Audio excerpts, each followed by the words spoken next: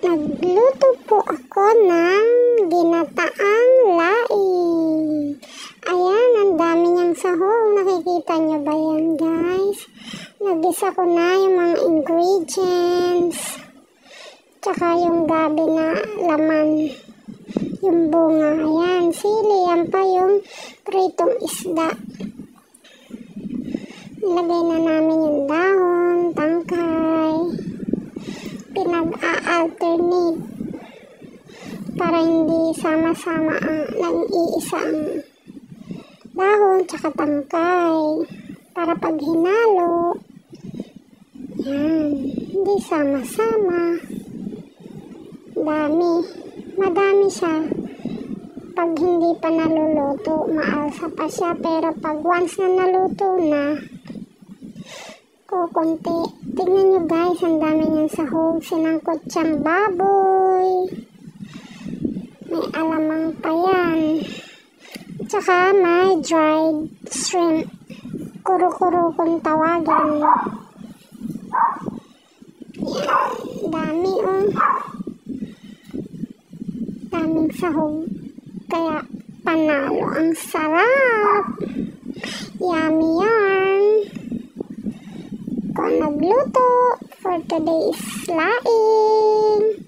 Yan, nilagay ko na yung ceiling green, pampaanghang. Konti nga lang yung ceiling green na nilagay ko. Kasi merong hindi makakain na maanghang. Yan. Nilagay ko na rin yung pritong yellow pin.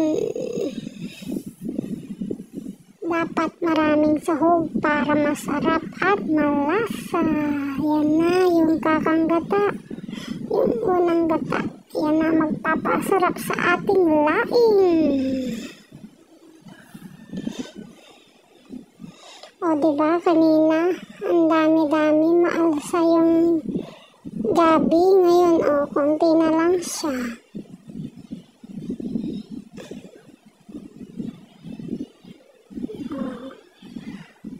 Yan na siya guys. Ayan na. Naluluto na siya. Nilagay ko na rin yung siling pula.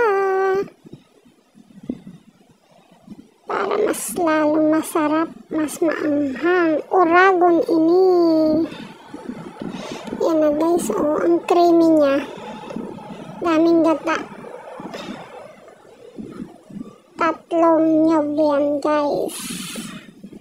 Para malasa at masarap. Ganyan din ba kayo magluto guys? Ayan na, and the rice is waiting. Thank you for watching. Please like and share for more updates. Bye!